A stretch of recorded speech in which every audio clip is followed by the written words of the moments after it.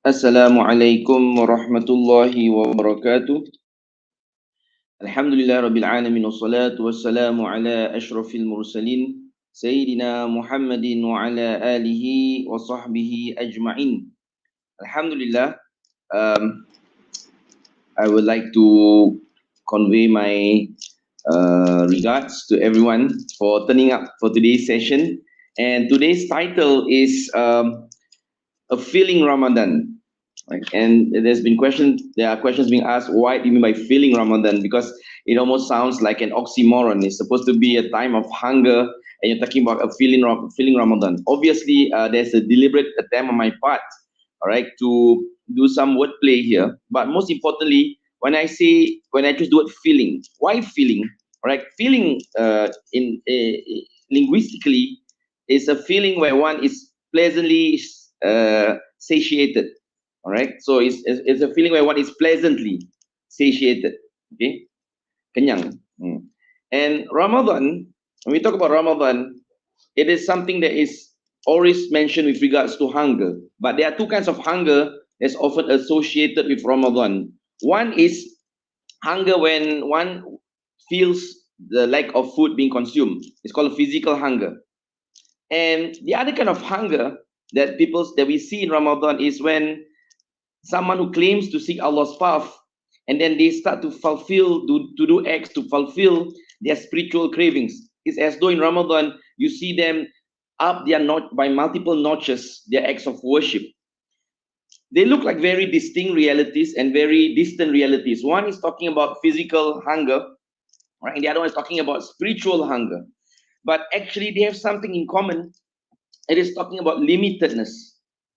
All right, limitedness in understanding what fasting really is. And I'll try to address both these realities today. Now, for the one who's overwhelmed by hunger, right? If you are overwhelmed by hunger and sees that fasting is just about being physically hungry, means that you are unable to see the potential that the whole Ramadan brings. So this is actually a manifestation of our norms prior to Ramadan, that we are often indulging ourselves in acts where we become physically satisfied, right? We find physical satisfaction to the point whereby our preoccupation has taken us away from the focus on spiritual satisfaction. So we find more joy in doing things that fulfill our flesh and bones, but we don't find actually any meaning in things that are spiritual in nature. Whereas the physical part of our body will decay one day upon our death, but it's the spirituality, all right, that empowers this body. In the sense that Imam Shafi'i says that between the spirit and the body, which one is more powerful, which is more significant? And the answer is that it is the spiritual self, because the physical self is dependent on the existence of spirituality. If the spirituality deserts the body, then the body is pointless, it dies. Right? It just goes away. So one of the things we need to bear in mind that fasting is not just a preoccupation with what is physical. The concern is just about the next time we get to eat or the next time we don't get to eat. The Prophet ﷺ cautioned against this when he says, "Kam min sa'imin laisa lahu min siyamihi illa al-ju' wal atash." How many people they fast, but they don't derive anything from that fast except from hunger and thirst? These are people who just reduce, right, limit fasting to just the physical aspect, the hunger that they get from it. Now, another thing that we always overlook is the other aspect. When someone says fasting as one act that is just reduced to acts of worship, and it's really a reduced and limited understanding of what worship is. So someone sees Ramadan as a means of escapism, in the sense that worship is confined to fasting in the day and worship at night. Right? So it's just about fasting in the day and worship at night. Now, this actually undermines and underestimates the multiple realms that we exist in.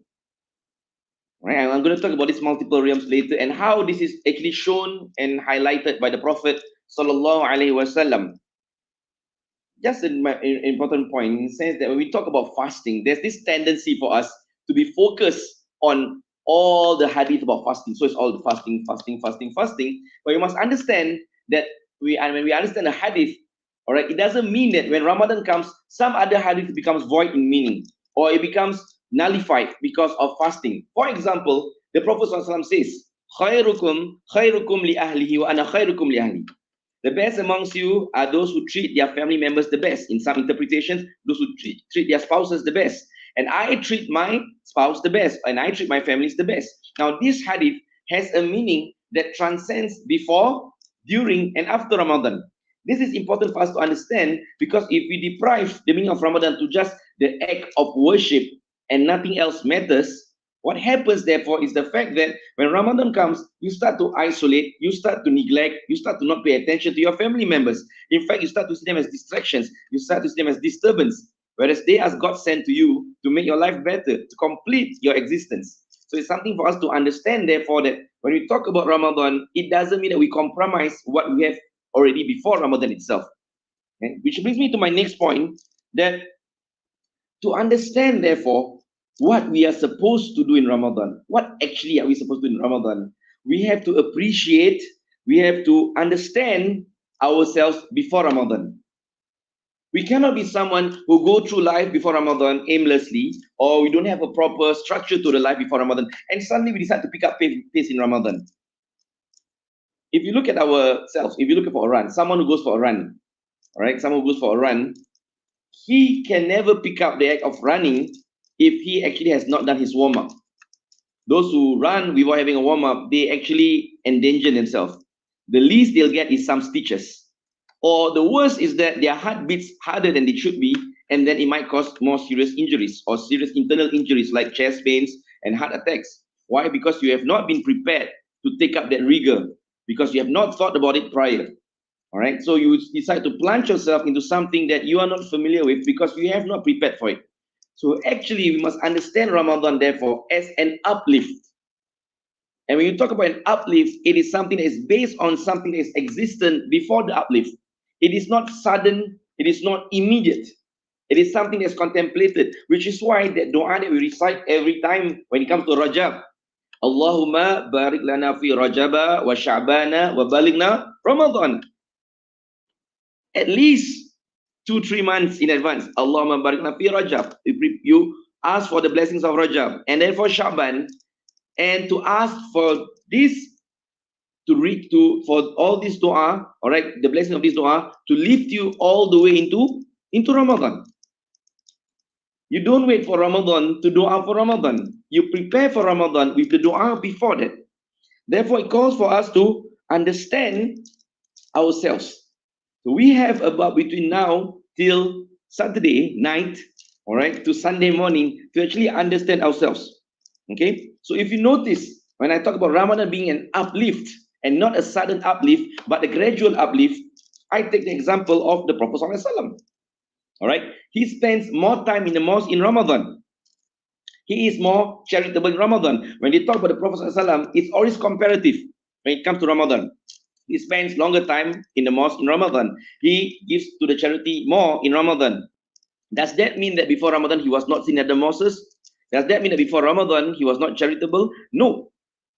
Before Ramadan he already had some practices in place that he lifts them up further in Ramadan to show how honorable Ramadan is, but also to show how important it is for us to have a proper routine in place before we embrace Ramadan.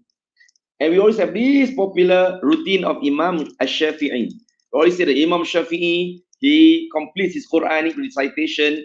He does Khatmul Quran. How many times in Ramadan? 60 times. But this 60 was not immediate. Outside of Ramadan, he completes the Quranic recitation 30 times per month.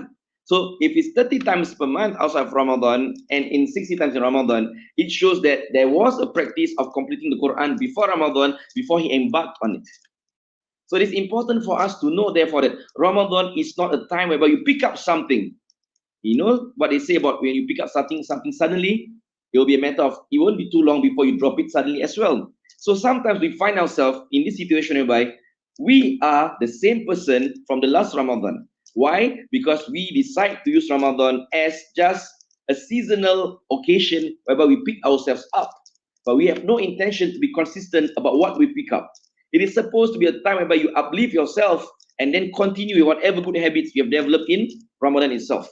So someone who sees Ramadan, all right, is someone who sees the importance of Ramadan prior to it and has a vision of himself being a better person after Ramadan itself. So your act of worship in Ramadan is supposed to be an empowering one. If it empowers you, it makes you have longer strides towards Allah subhanahu wa ta'ala after Ramadan. This is a religion that takes importance in outcomes. A lot of us are talking about processes now. The process of reading the Quran, the processes of fasting, all right, and the multiple stages of fasting. But none of us are talking about the outcomes. What is the desired outcome that I want to get from Ramadan? What is the desired outcome of all the Tarawih I'm going to do in the night of Ramadan? And this is the religion of outcomes. The Prophet ﷺ says, Allah says in the Quran, Inna salata tanha anil fahsha'i wal munkar.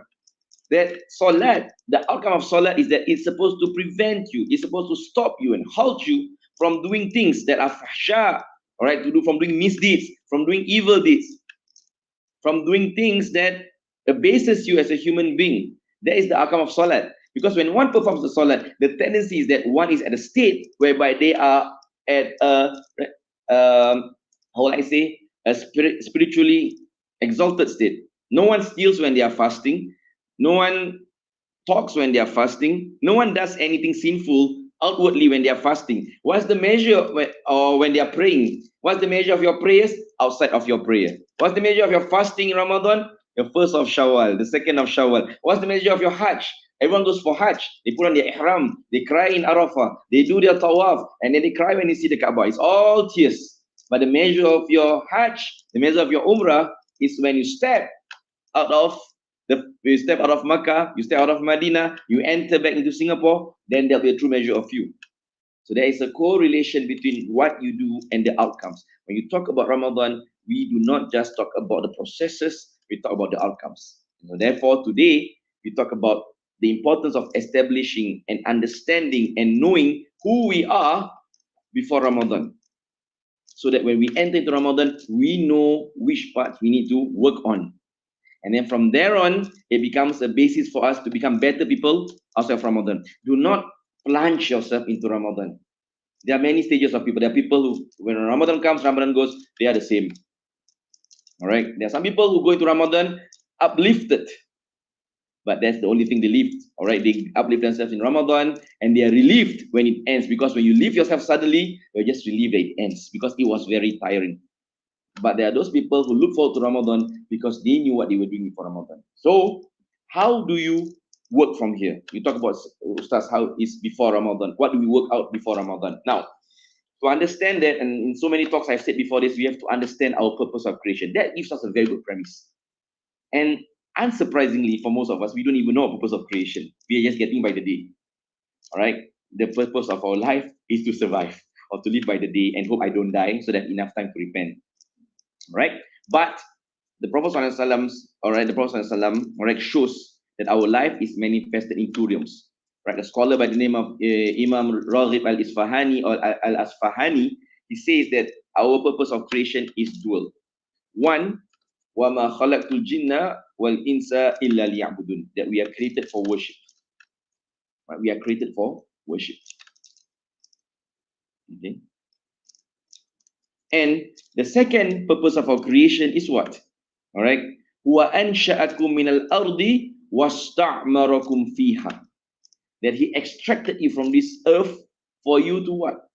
For you to cultivate it. With what? With mannerisms, with good initiatives, with good mannerisms, with good ideas, with good thoughts that can benefit Allah's creations. So you notice these two realms. Right? You are created for worship and you are created to be of service to people around you. So once you understand, therefore, that your life, all right, is purpose towards worship and service towards Allah's creations, then therefore, your life will naturally fall into three premises. What are these three premises? Just remember these three things, all right? That at any point of your life, it should fall into one of these premises at any time of your life. So tomorrow you'll be more conscious. And this is the point of my sharing today, that from now on, you'll be more conscious about how you go about life. It either falls into worship. It either falls into, when I say about worship, it's either you are doing zikrullah, you're reading the Quran, you're praying 5 times a day. In Ramadan, you are fasting. At night, you're doing Tarawih. It falls into worship. If it's not worship, the other thing that you're supposed to do is to be of service. When you talk about being of service, when you go to work, of service to who are you? All right, you're of service to your family members whom you provide for. You're of service to your colleagues. That's why you should never cut corners and shortchange your colleagues. All right, you're of service to the community. All right, I'm giving this talk, I'm invited by the police. All right, when I'm talking about that, when you go to work, you're of service to the community because to ensure safety and stability in the community. All right, so you are of service. Now, if you are not at worship, if you are not at service, what are you? You are at a time whereby you are in a state whereby you are not performing any sins. What is that, Ustaz? That's when you start to do things like, if you decide to sleep, if you decide to eat, if you decide to crack a joke with your friends, if you decide to just lay back on your chair at your office cubicle and take a nap. Those are moments whereby you do so. When you do so, you're not falling into sins. So our life is of 3 premises. You are doing good, you are doing worship, you are doing acts of service, and if you're doing neither of it, make sure that you are in a state whereby you are not doing any sins. And therefore, for example, tonight, I decide to go to bed, or Friday night, I decide to go to bed. When it's easier for me to go out there and find some activities that get me involved and expose me to the potential of performing sins, I decide to be at home and spend time with my family. What do I do with my family members? I'm going to play Monopoly. Or I'm going to play Steko. All right, you play some card games with your family members. All right, the permissible card games. All right, you play card games with them. What is the ruling for that? The ruling is that it's permissible to do so. You're not doing anything haram. You're not going outside. So when you decide to be at home because you feel that time is better spent and properly spent with your family members instead of you being outside and being exposed to doing things that will get you into sins, then that intention is rewarded by Allah subhanahu wa ta'ala. If you decide to go to bed, right? If you decide to go to bed and rest yourself whilst instead of staying up, all right, to watch something, all right, to watch a show, to watch Netflix or whatever for that matter, all right, and by you going to bed and you not watch Netflix, and sometimes you watch certain things on television, all right, it has the potential of exposing you to things which are not permissible, even you don't initially intend to do so, but the devil is more craftier than you end up watching it. You decide to go to bed because why? It's better for me to sleep because I'm going to work tomorrow and have to wake up for Fajr prayers, then that sleep is rewarded. So in a way, all these 3 realms ensures that you are connected to Allah subhanahu wa ta'ala by worship, by acts of service, and by not falling into sins. And therefore, when you understand these 3 premises, now let's look at how it is manifested by the best of creations, Rasulullah SAW. This is where the Sirah aspect comes in. Right? When we talk about the Prophet SAW, you always talk about him as something that's beyond following. But Allah says in the Quran, لَقَدْ كَانَ لَكُمْ فِي رَسُولِ اللَّهِ أُسْوَةٌ حَسَنَةٌ, that he is the best of example, and therefore, whatever examples the Prophet shows, it is something that we can work towards. It is followable, something that we can emulate. Okay? So, and the basis of all these things about fairness, the Prophet ﷺ, he divides his time into 3 realms. Right? He divides his time into 3 realms. Okay, so just now I talked about how it's either worship, service, and then non-performance of sins. Now let's refine it further. Now, who does the Prophet ﷺ spend time for? Now, firstly, the Prophet has time allocated for himself and for Allah. Right? This is the first one. For himself and for Allah. In our context today, it's called me time. Right? It's called me time. The second premise, the Prophet ﷺ divides his time for family members. It's for the family. And the third premise is for his community. His time for himself and Allah subhanahu wa ta'ala, time for family, time for community. Consistently throughout. No exceptions anywhere. All right, I'll show you even in Ramadan. Okay. Now, So when you establish the prophet, you look at the prophetic routines. I give you a simple example of how this works in our realities every day. Okay, and I think I've explained this before a few lectures back, but it's just to recall because we only see each other once a month or once every 2 months. Now, if I am at home right now, what time is this? This is my family time. All right. So if my family is in need of my attention, they will have that priority. But if everyone in the household is already asleep or minding their own business, then I have time for myself. So I can use that time to either indulge in worship or I do other things for myself. That's my me time, all right, in my household. Now, the moment I step outside my workplace, the moment I step out of my house tomorrow morning and I get to work, I'm still within the confines of me time. So I'm in the train, no one can stop me from doing what I want to do. Whether I read, whether I listen to some music, or like whatever I do in the train is my time. But the moment I enter into my workplace, that is the time that's allocated for my community because my work is supposed to benefit the community. Then I should not use my community time for my time. For example, when you have work to do, all right, you have work given by your boss or by your superiors, you're busy surfing YouTube, you're busy updating IGs, and it compromises your work. It compromises the sharpness of your work. It compromises the quality of your work. Why is it compromised? Because you took the time for your community, for yourself. And one of the practices of the Prophet ﷺ is that he takes time from himself to give back to community, not the time from community to give to himself. Okay, now that's work. Once work ends and you take the train back, that's back to your me time. Once you enter into your household, you say Assalamu alaikum, you open the doors, you enter inside, and your family looks at you, and then there's dinner being served, and you have dinner together. That's your family time. Whatever time on the phone that you have been looking at, whatever you've been surfing on your way in the train, it stops when it goes into the dining table. How many of us don't appreciate this? We don't see this, we don't notice this. All right. Now, going back to this. Now, how does the Prophet manifest it every day? So I'm going to tell you about the prophetic routines. Now, at night, some of us going to Qiyamul in Ramadan, or going to Tahajjud. You have plans already. You can start booking 31st March. All right, start booking and everything else. Now, the Prophet ﷺ, after Isha, after forming his Isha prayers, if you want to put it into the context of Ramadan for ourselves, after our Tarawih prayers, all right? The Prophet ﷺ, one of the practices is that after his Isha prayers, he doesn't like to indulge in things that actually takes away from, that is not beneficial. That's in general. But especially after Isha, all right, if you have no family matters to attend to or some pertinent matters in society to attend to, all right, there was one time there was a fearsome sound in the borders of Medina, and one night there was a fearsome sound at the borders of Medina, and it disturbed the residents of Medina, but they were scared to go.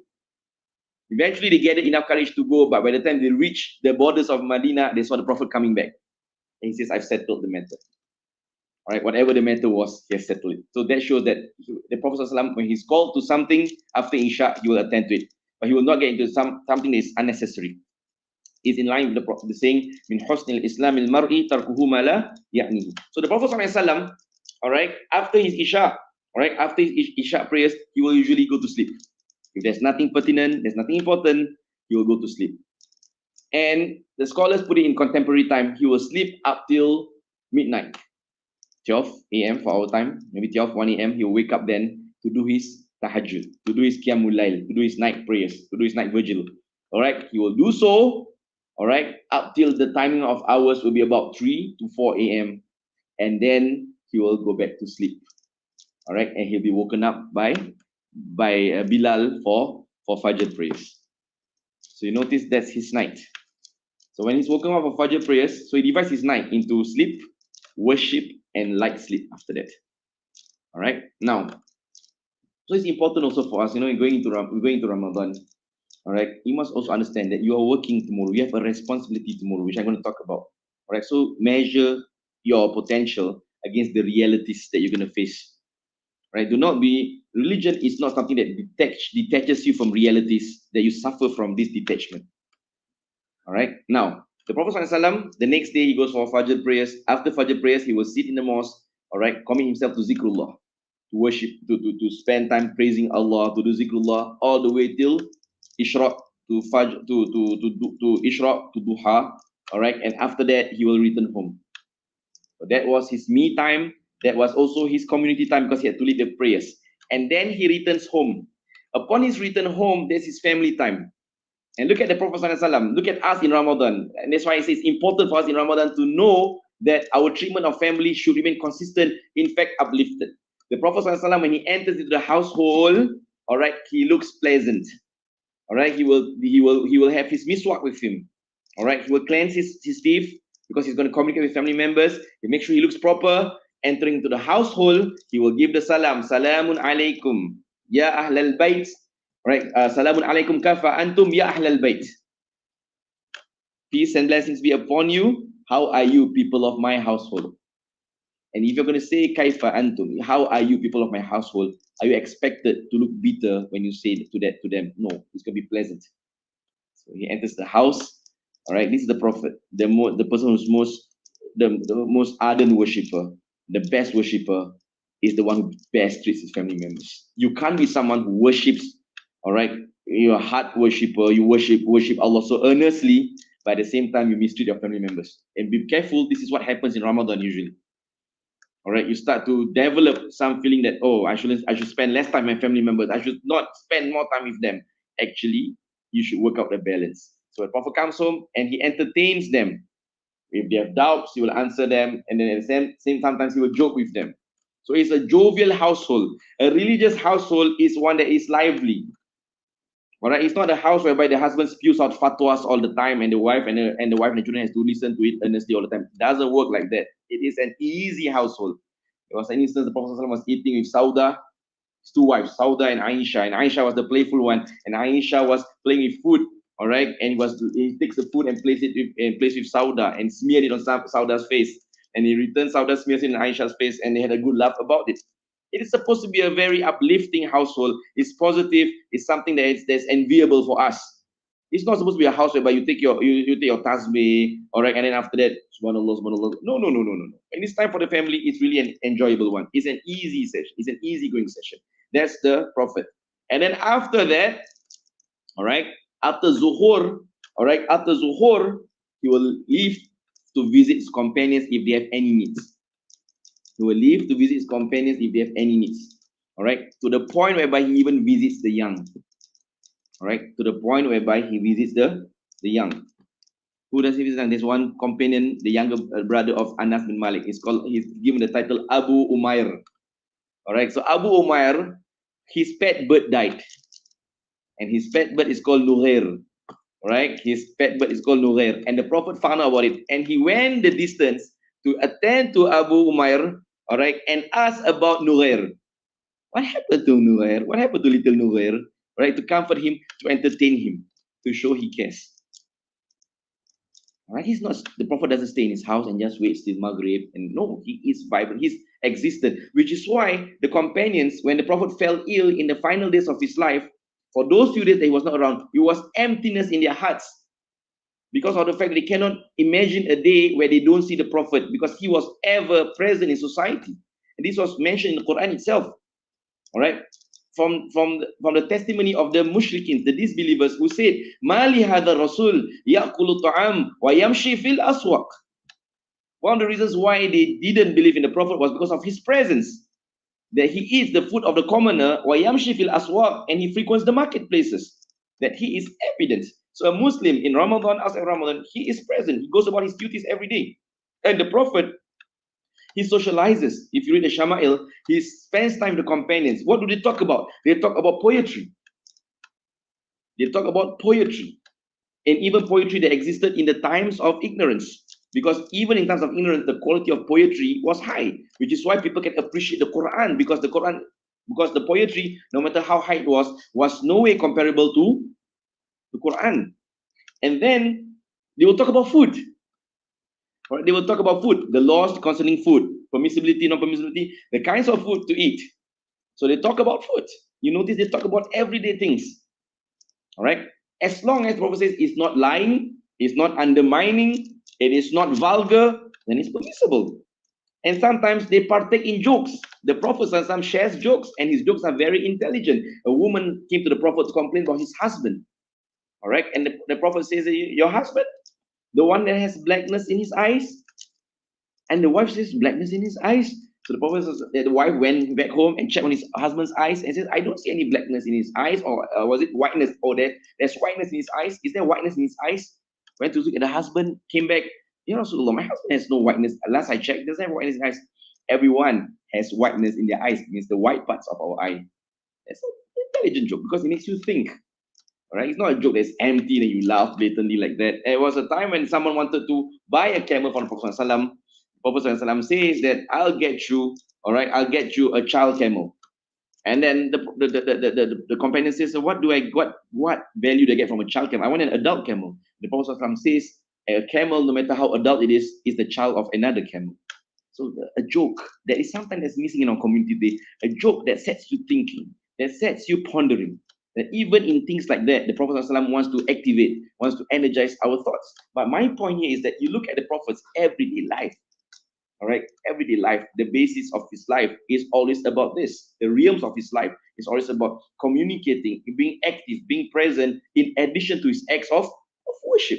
That there's time for worship. This is what balance and fairness means. There's time for worship when he's called for worship. There's time for his family members when they call for his time. And there's also time for him to reach out to the community. Right? And even to the point whereby when he was doing iktikaf, we are going to do iktikaf. Most of us, last 10 nights in certain mosques, is open for us. All right? Just that it's up to 4:30 and there's no sahur provided as per normal. Okay? But the Prophet ﷺ, there was one time he was doing iktikaf in the mosque, and this is the best of worshipper. Understand this hadith. All right? He was the best of worship. And one night while he was doing his worship in the Prophet's mosque, all right, Sayyidatina Sophia binti Huyay, his wife, came by, all right, into the mosque and wanted to talk to him.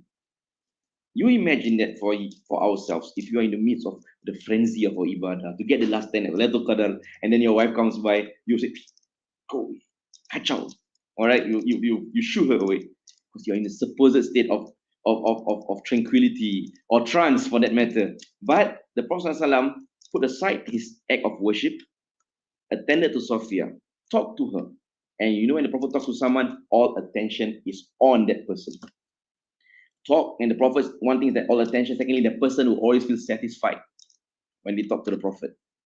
Right? So talks all the way, and after the talk is complete, all right, after the talk is, after Sophia has had a feel, had a say, they have a conversation is completed, that's not the end of it. The Prophet didn't go to his worship, back to his worship. What did he do? He accompanied Sophia back to her house, sent her home, and then went back to his act of worship.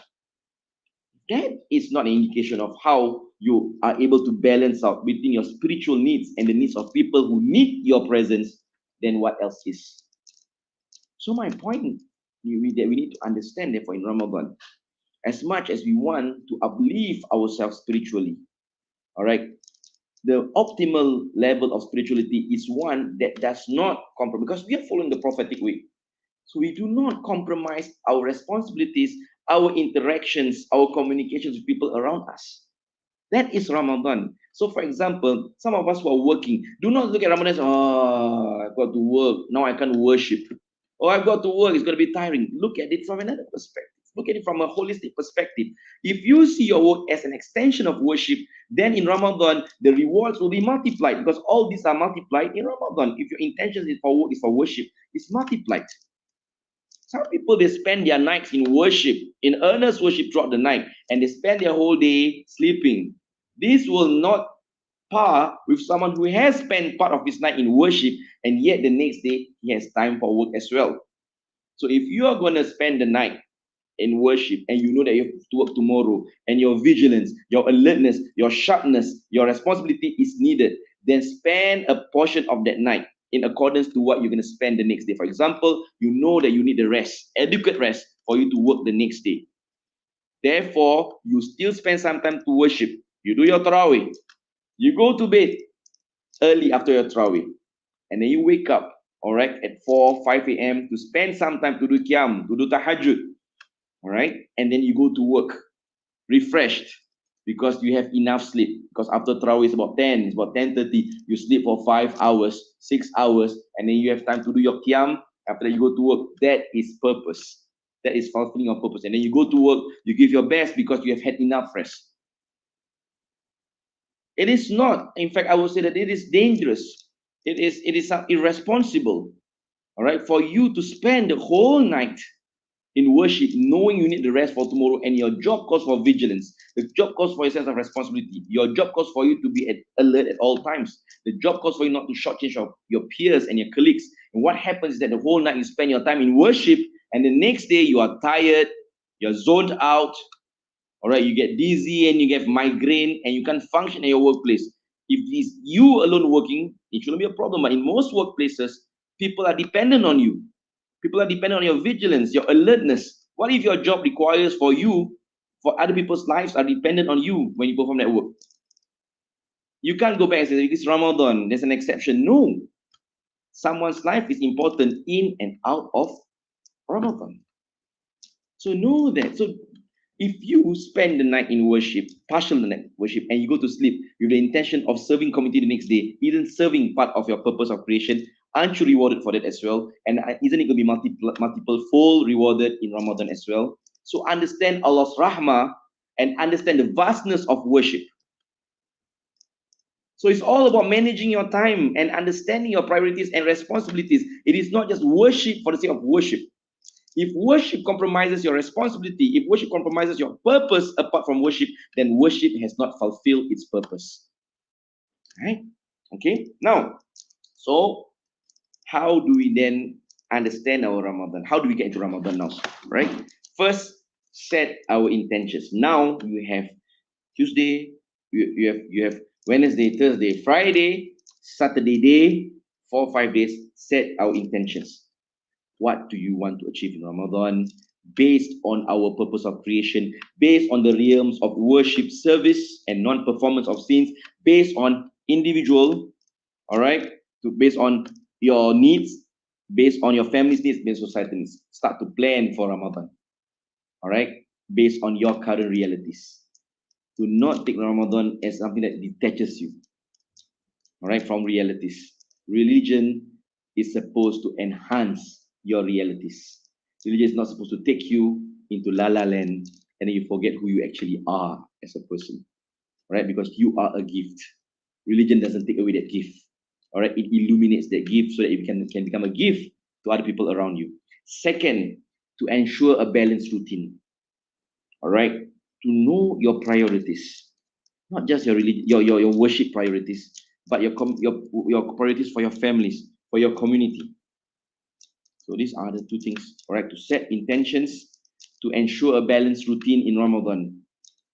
And third, throughout Ramadan, to ask for forgiveness and protection.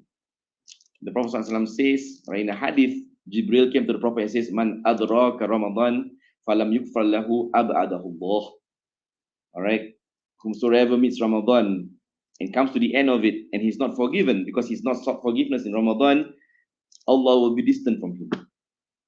All right? Allah will be distant from him. So ask for forgiveness. Allahumma innaka afuun kareem tuhibbul afwa fa'fu anni. All right? Allahumma, oh Allah, innaka afuun, you are most forgiving. All right? Tuhibbul afwa, and you love to forgive. Fa'fu anni, forgive me. Forgive my parents, forgive my spouse, forgive my children, forgive the community, forgive the ummah. Right? And then the most important part, the fourth part of Ramadan that we should be most mindful of is that you continue whatever good you have in Ramadan. It's about consistency. And I like to pick this up. I see a lot of charity drives in Ramadan, which is good, which is praiseworthy. All right, to provide iftar, to provide food for the needy, to provide this. But there must be some vision within ourselves to ensure that these houses that we visit, we continue visiting them outside Ramadan. Because people are not hungry only in Ramadan. Right? People are not short of supplies only in Ramadan. Right? They will need it outside of Ramadan. In fact, after Ramadan is Shawwal, all the more they need it for their family, for their guests. So it's important for us to have some consistency. Do not be fair weather, even in acts of charity. Do not use charity. Do not use Ramadan as a time for you to pick up on charity. That's why it's important for us to think vision-wise. I'm picking up all these activities in Ramadan. What about after Ramadan? You think people are not hungry anymore after Ramadan? You think people don't need food anymore after Ramadan? Continue. Do not limit your vision only in Ramadan. Take it out. All right. So when I say a filling Ramadan, therefore, in my conclusion, all right, it is a Ramadan that is spiritually filling. All right, it's spiritually filling because of the completeness of your dishes. My teacher used to teach me this very important. He likes to make this metaphor or this analogy. He talks about food, that a complete spiritual food is like your physical food. That it has carbs, it has a veggie, it has meat, it has a cold drink, and it has fruit. Yeah, this balanced diet, so a balanced diet of a Muslim in the month of Ramadan, and even prior to Ramadan, after Ramadan, is one that is balanced. That it is balanced between you and your Creator. There's balance. There's service. It's not just worship. It's also service. It's also you and your family members. It is also you and the community. When you have all these things together, then you have a feeling Ramadan because you have fulfilled all without shortcoming others. That everything has an equal portion to it. Too much carbs, you're going to be so satiated that you can't function. All veggie, it might be filling for you, but then you lose the benefits of having proteins in your diet. All right, having all proteins and no fiber will affect your digestive system. Having some drinks will help to ease the digestive process. All right, and henceforth. All right, so at the end of the day, I hope I've given us a clearer understanding of what Ramadan means. And from here on, like I've said, making this one count, in the sense that this cannot be like any other Ramadan, whereby either you are always complaining about hunger, or this cannot be any Ramadan whereby, oh, it's all about worship and nothing else matters. But it's one Ramadan whereby you are not just talking about hunger because that you're spiritually satiated. And for you to be completely spiritually satiated, all right, you must actually ensure that there is completeness in what you do with regards to the Creator and His creations as well. All right. Wassallallahu ala Sayyidina Muhammadin wa ala alihi wa sahbihi ajma'in. Walhamdulillah rabbil alamin. I've ended my session. I'm opening now the floor to if you have any questions. Right.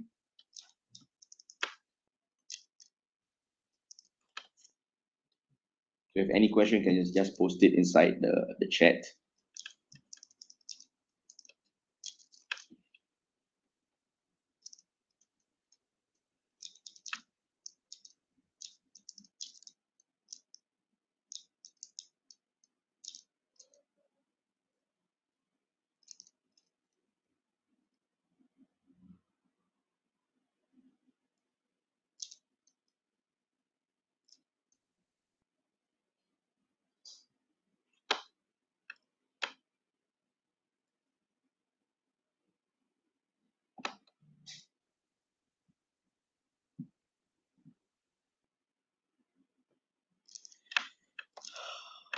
Salam Ustad. First question is, how do we hold our ground during duty when we fast? What do you mean by holding your ground? How do you maintain the focus? And I've said before, it's a combination of effort. Allah says in the Quran, وَمَنْ يُسْلِمْ وَجْهَهُ إِلَى اللَّهِ وَهُوَ مُحْسِنٌ فَقَدْ اسْتَمْسَكَ بِالْعُرْوَةِ الْوُثْقَى وَمَنْ يُسْلِمْ وَجْهَهُ إِلَى اللَّهِ. Whomsoever surrenders himself to Allah, at the same time puts in his best effort, he has held on to something most firm, right? To a relationship most firm. So when talking about holding our ground during duty, so I'm assuming that this is a police officer asking me this question. How do you hold your ground? Firstly, ensure that like I've said, there's a physical and spiritual aspect to it. Firstly, ensure that you have enough rest. This goes before Ramadan. In Ramadan, you have enough rest. Ramadan, sometimes it affects you in terms of routines because you have some meals at night and sometimes you are hungry still. You have other meals at night. You tend to sleep later sometimes. So make sure that you are disciplined. To ensure that the ground is held on firmly, you must make sure that what the prep work is done properly. So make sure that in Ramadan, you have enough rest.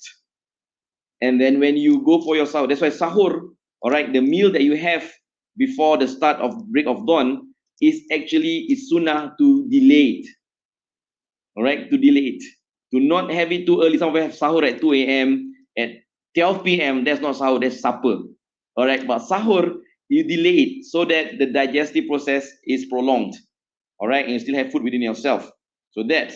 But in terms of health-wise as well, all right, do not think therefore that things we are not eating is unhealthy. The Prophet says, "Sumu tasehu." When you fast, all right, you'll be healthy. In fact, sometimes you'll find that when you are fasting, all right, when you are fasting, you find that you'll be more energized. When you are full, sometimes when on the non-fasting day, you find that even after your lunch period, all right, you're gonna get full, you're gonna get so tired, you're gonna sleep even on petrol. All right, so that's the reality. So sometimes when you are fasting, you find that you are lighter. One other way to avoid is sometimes you are tired during fasting because you do things which are unnecessary. Sometimes avoid idle talk in Ramadan. Already your throat is dry and then you talk. If you're making a call to the call room, all right, you have some things, you have to do some investigation or interrogation, fine, you have to communicate. Can you sign language? But then you can't be talking with your friends and then you're talking and then after that your throat runs dry. All right, so that's that. In addition to that, of course, spiritually make dua that Allah makes it easy for you. Then Allah makes it easy for you. And also there's the camaraderie is there. All right, your fellow Muslim colleagues motivate each other, push each other on to the end of the finish line. This is something that is manageable. If you manage your routines prior to that, and then you also ensure that during the performance of duty, all right, you do not do things which are that takes unnecessary energy out of yourself, and then you have proper friends around you to motivate you.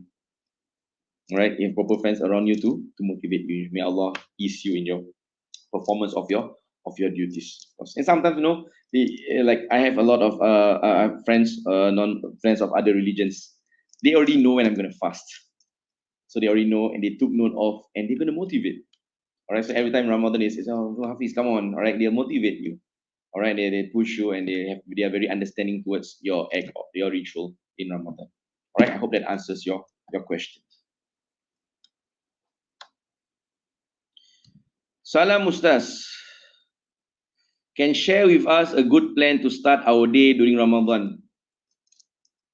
It depends on which day, working day or weekend. All right, if you have a good plan to start our day during Ramadan, all right, a good way to start our day during Ramadan. For example, if you are going to start, for example, Sunday, I'm going to start with Sunday because that's when you start the fast.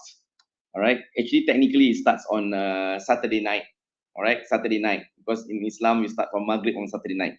All right, but let's start on reality on a Sunday morning on the first day of fasting. All right, what's a good plan to start? I always believe in starting early. All right, the saying, the English saying is that the early bird catches the worm. All right, there's a dua of the Prophet, Allahumma barik li ummati fi bukuriha. Oh Allah, bless my ummah in the earliest part of the day, in the mornings. All right, so in the morning, that also means that if you have to know you're going to wake up in the morning early, you have to sleep early as well. So start the day early. All right, wake up, be thankful for being granted the opportunity to meet Ramadan, to increase your deeds, and then get everyone to have sahur together. All right, get everyone to have sahur together, to have the sahur together. All right, and enjoy the moment. Motivate, especially the little ones who are fasting. All right, or the ones who are starting fasting on the first day. All right, motivate each other. All right, and be ready for that. If you are the husband or the wife, you might want to prepare the meal earlier. All right, prepare. If the wife is preparing or the husband is preparing, there's some cooperation. Start the day, and after that, when the day starts, all right, it's always good to do your Fajr prayers together. And after that, get on with your work life. All right, and in between, you won't be able to communicate well with each other, but you might want to check on one another if you have children, all right, or you have children, you want to text them. Your spouses working, both are working. Text, send a motivational text, and everything else. Yes, as per normal. It's just as per normal, just to check in. All right, and then break the fast together and go for it. It's not something extraordinary that we are not doing. So that's why I want to convince all of us that whatever practices you have in Ramadan, normally going to work, breaking fast, coming back, these are things which are good already. Because I am worried that some people are trying to make undermine such things. This is nothing wrong. This is good. All right, that you start the day together, you go to work, your child goes to school, comes back, you have iftar, you pray tarawih, whether it be at the mosque or at home, and after you go to bed. This is normal. This is perfect.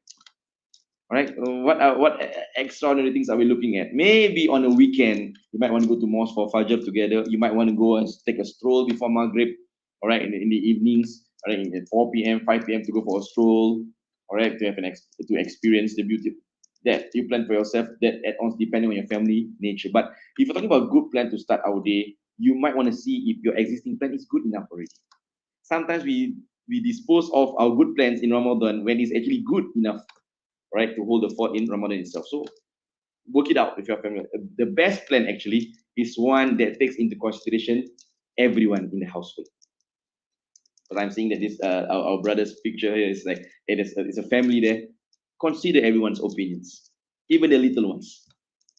All right, not just in the food for iftar, but it's a weekend, Saturday. What do you want to do? Oh, I want to sleep. All right, I'm tired. Okay, so up at 8 a.m. you sleep, rest. Wake up at 11. So what are you gonna do now? All right, you can't get to go for lunch. It's Ramadan. What do we now? Oh, catch a movie. Catch a kids movie. All right, I want to watch Despicable Me. I want to watch Kung Fu Panda. Okay, we watch a movie that will not infiltrate into our goodness of Ramadan. And after that, let's help mom go to the market.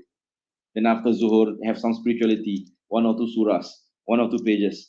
All right, after that, and after Zuhur, you're tired, you want to sleep again. Sleep again. It's easy. All right, remember this focus the third portion. You're not falling into any sins, you're of service. You're fine, brother. All right, next question.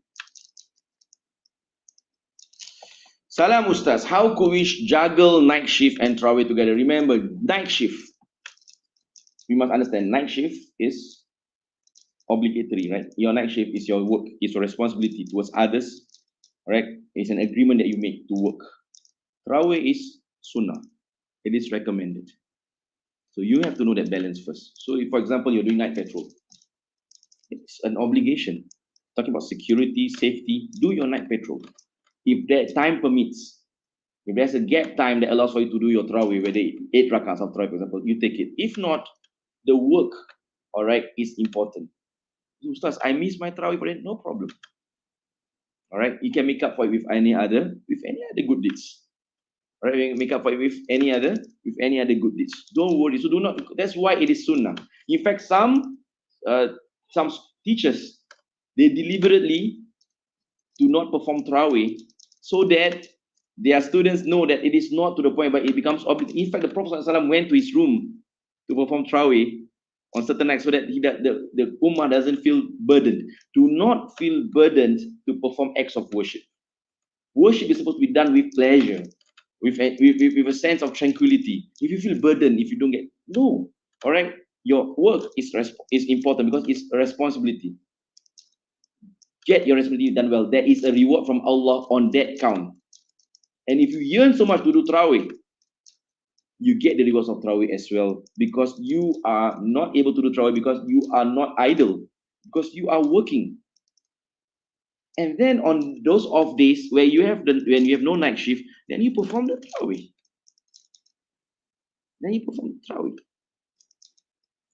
Right? So do not feel so, but I didn't do my Tarawih, I missed on Ramadan, I didn't get my Lailatul Qadr. No.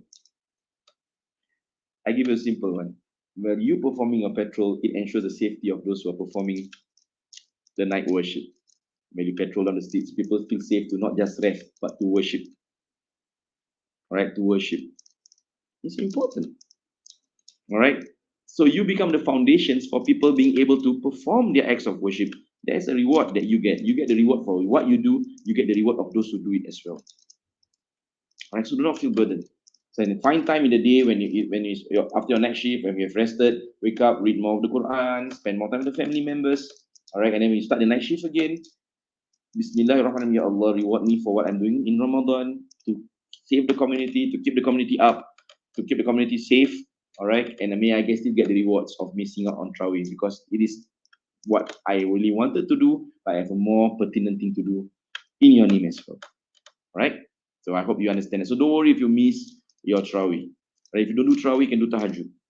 Right? So if you have time, you're doing your breaks, all right, at night when we're waiting for next call or next radio call from the ops room, just perform two rakats of Tahajjud, or you can do 2 rakats of Tawbat. Or there's enough time to do 8 rakats. You have a light snack at night, all right? Snack time, all right? You do perform 8 rakats of Tarawih. Then after that, you can go back to work, all right? Or 4 at certain breaks and another 4 at certain breaks. It doesn't be at one time, all right? For example, your first break is at 11 p.m. Do 4 rakats. You have to go to the next, attend to a case, attend to an incident. And after that, at about 3 a.m., we have time to do the 4 rakats. Allah will give you. And you know what? You're doing it. All right. The Prophet says, Al-Mu'min, alladhi yukhalitu nas wa yasbiru ala adahum a'zama ajran min al-mu'min alladhi la yukhalitu nas wa la yasbiru ala adahum. The believer, all right, when he mingles with society, means that he deals with society, wa yasbiru ala adahum, and he's patient upon the challenges that society brings, in the sense that you have work to do, right? You have commitments to work that society needs you for. Zoma ajran. You get greater rewards from it. Minal mu'min, from the believer who complains and whines all the time. So do not feel so disheartened, because there is a reward for everything. Remember the 3 premises. When you are doing your petrol, you are missing out on that worship aspect, but you have made up for it in your service aspect. What more, you manage to put in some worship aspect in between those gaps. MashaAllah. Don't be surprised when one day you open your book of deeds, you have more than someone who spent the whole night in worship. Because that person could have worship in safety and security without you providing it for them. All right, so I hope that helps you, brother. And if you have one more question? Any more questions? That's all. Alhamdulillah. Right. So we have ended our session today, and I would like to thank the LKM for inviting me again. All right, I hope that it's been of benefit to you. I hope that it for once changes our perspective about how we face Ramadan. All right, that we see we are more energized. We feel that, oh, it's not really a big quantum leap or a big it's a big leap I have to make. It's just some minor adjustments, as long as you know your intentions are, and then you fulfill it and manifest it in the best way possible. May Allah accept from us this Ramadan. Allah forgive us in Ramadan. And the next time we meet, all right, we enter Ramadan in goodness, and we leave Ramadan in a better state than when we entered it, and we can continue this goodness all the way till we meet Allah subhanahu wa ta'ala. I thank you again, once again, to LKM. Wa sallallahu ala Sayyidina Muhammadin wa ala alihi wa sahbihi ajma'in. Walhamdulillahi rabbil alamin. Assalamu alaikum wa rahmatullahi ta'ala wa barakatuh.